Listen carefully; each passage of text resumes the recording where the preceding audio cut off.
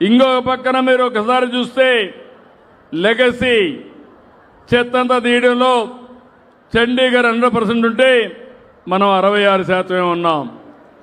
అదే సమయంలో ఇంకొక పక్కన చూస్తే మొత్తం 7 స్టార్ రేటింగ్ మన విజయవాడకు వచ్చింది.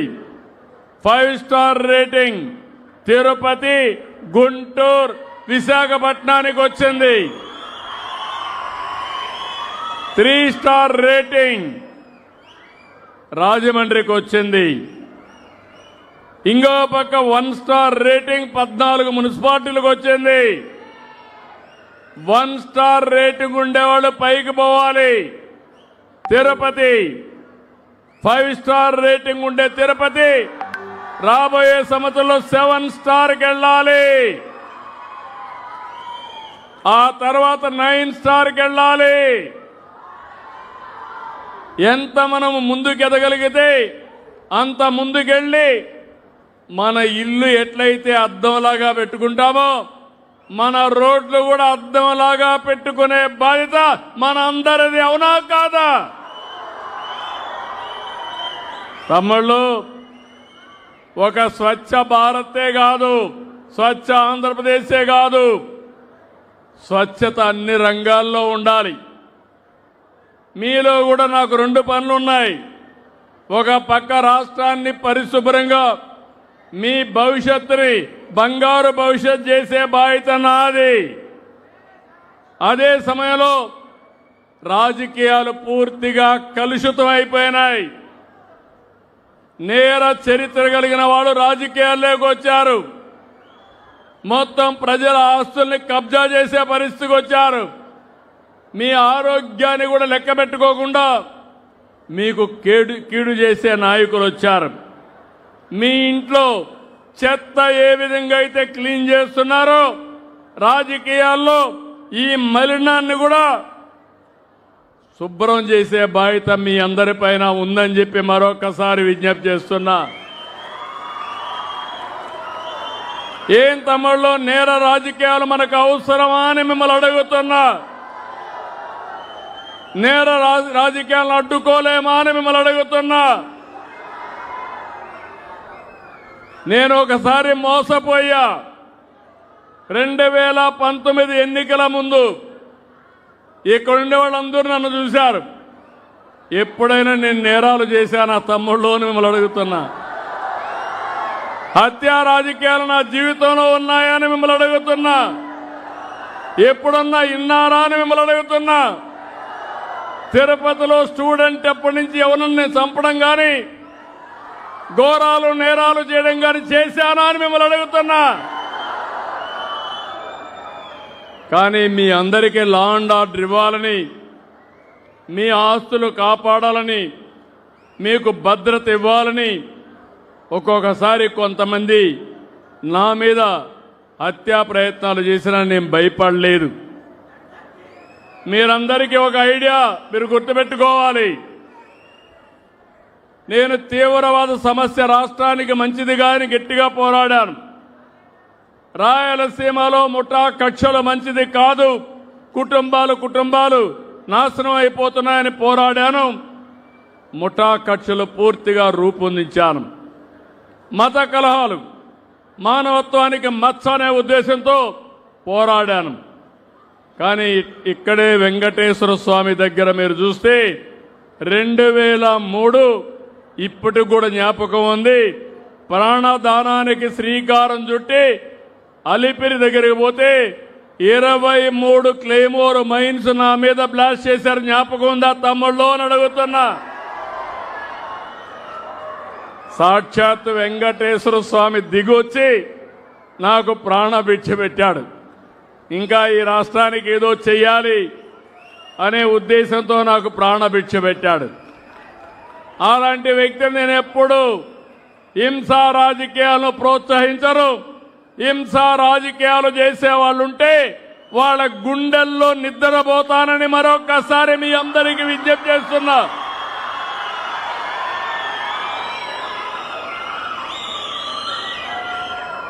2019లో మళ్లీ గుర్తు చేస్తున్నా. ఆ రోజు జరిగిన సంఘటన, నేనే ముఖ్యమంత్రి నిద్రలేశాను. సాక్షి ఒక టీవీ ఉంది, ఆ పేరు ఎట్ట పెట్టారో నాకు ఇప్పటికి కూడా అర్థం కాలేదు. చేసే పనులన్నీ ఏదో పనులు, పేరు మాత్రం సాక్షి.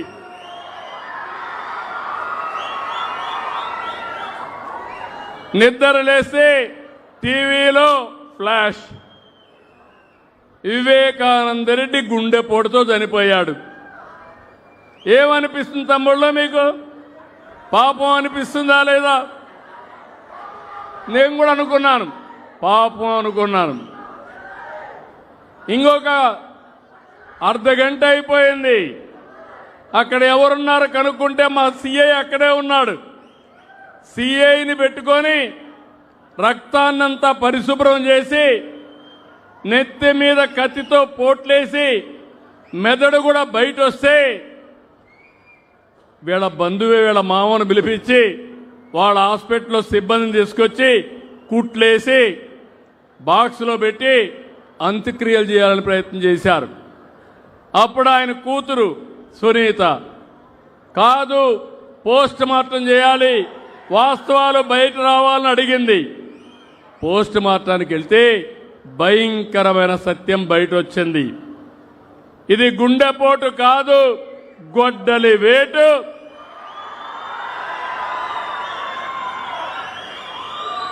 మెదడు కూడా బయటకు వచ్చిందని రిపోర్ట్లో చెప్పే పరిస్థితికి వచ్చారు. సాయంత్రం అయింది, డ్రామా మారింది, ప్లేటు ఫిరాయించారు. మా నాన్నను చంపేశారు, ఇప్పుడు ఒకే ఒక దిక్కు మా చిన్నాన్న, ఆయన కూడా చంపేశారని ప్లేటు ఫిరాయించాడు. తెల్లవారింది, పేపర్ వచ్చింది, నారాసుర రక్త చరిత్రని నా చేతిలో కత్తి పెట్టి ఒక ముఖ్యమంత్రి పైనే అపవాదు వేశారు. ఏం జమ్మల్లో జ్ఞాపకం ఉందా లేదా? కోర్టుకు పోయి ఎవరు మాట్లాడకూడదని ఒక ఆర్డర్ కూడా తీసుకొచ్చారు. దానివల్ల ఎలక్షన్లో సానుభూతి కూడా వచ్చింది. మీరు కూడా అనుకున్నారు పాపం అని. నేను మోసపోయా, మీరు పాపం అనుకున్నారు, కానీ కొంపలు గూలాయి. అవునా కాదా అని అడుగుతున్నా. మళ్ళీ మళ్ళీ మోసం చేస్తే నేను మోసపోవాలనా అని మిమ్మల్ని అడుగుతున్నా. మొన్న చిత్తూరు జిల్లాకు వచ్చారు. మామిడి రైతులు ఇబ్బందులున్నాయి. పక్కన కర్ణాటక ఉంది, తమిళనాడు ఉంది. వాళ్ళు ఏమాత్రం పట్టించుకోలేదు. నేను ఒకటే ఆలోచించాను, నా రైతు ఇబ్బందుల్లో ఉంటే ఎక్కడున్నా సరే నా రైతును ఆదుకోవాలని టన్నుకు 12,000 రూపాయలు చేసి ఫ్యాక్టరీని 8,000 రూపాయలు ఇమ్మని నేను 4,000 రూపాయలు ఒక టన్నుకి ఇచ్చి ఎంత బండి ఇస్తే అంత కొంటామని ముందుకెళ్ళాం. నేను కొంటా ఉంటే ఈయన పరామర్శకు వచ్చి వాళ్ళ నాయకుడు ఒక అతను 6 ట్రాక్టర్ల మామిడికాయలు తీసుకొచ్చి రోడ్డు మీద పోసి బలవంతంగా ఒక 4 ట్రాక్టర్లు తీసుకొచ్చి రోడ్డు మీద పోసి పులివెందల రాజకీయం చేసి ఆ రైతులు అబో దిబో నా మామిడికాయలు నువ్వు తీసుకుపోతున్నావు ఏంటంటే లెక్క పెట్టుకోకుండా రోడ్డు మీద పోసేశారు. మీకు ఈ రౌడీజం కావాలనా? ఏం తమ్ముళ్ళు కావాలనా అని మిమ్మల్ని అడుగుతున్నా. ఒకప్పుడు ఈ తిరుపతిలో కూడా రౌడీలుంటే రౌడీల గుండెల్లో నిద్రపోయి ఈ తిరుపతిని కాపాడిన పార్టీ తెలుగుదేశం పార్టీ.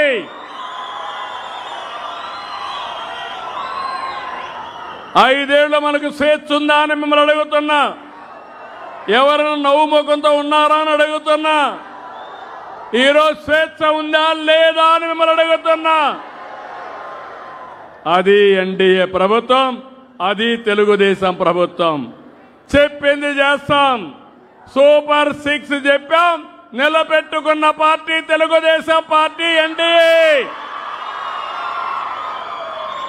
మా పిల్లల్ని చదువుకోవాలని చెప్పాను, తల్లికి వందనం ఇస్తానని చెప్పాను, ఎంతమంది పిల్లలుంటే అంతమంది పిల్లలకి ఇస్తానని చెప్పి చేసిన పార్టీ ఎన్డీఏ. అవునా కాదా? అవును అంటే గట్టిగా చప్పట్లు కూడా చెప్పండి.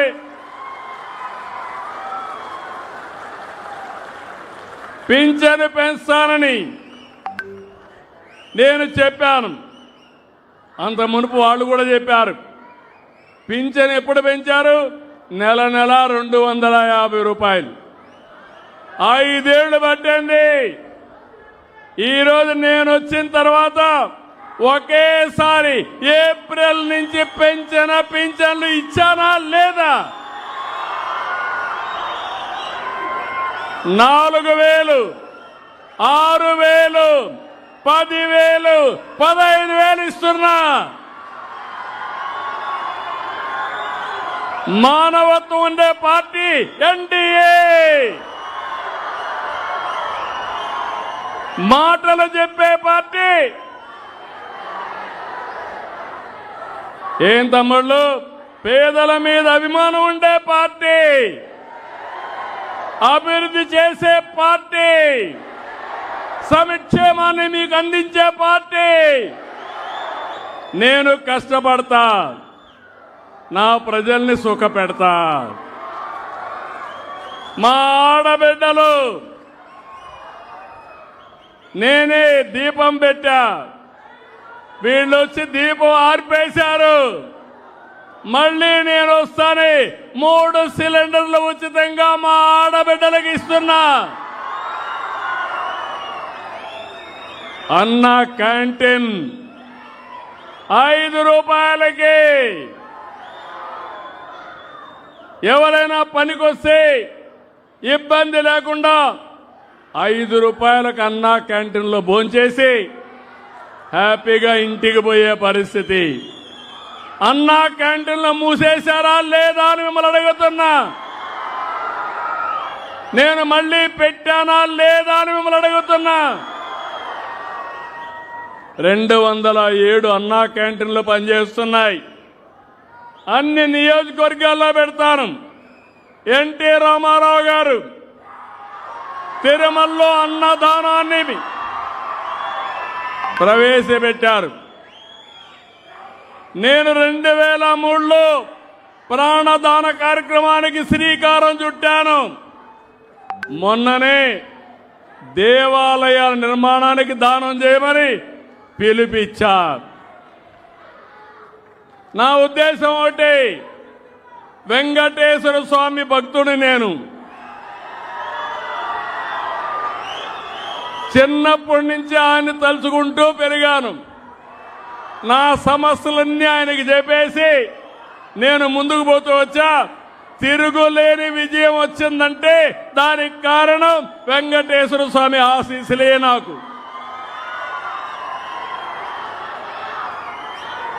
ఈరోజు మీరు ఒక్కసారి చూడండి, రాయలసీమకు నీళ్లు తెచ్చిన పార్టీ తెలుగుదేశం పార్టీ.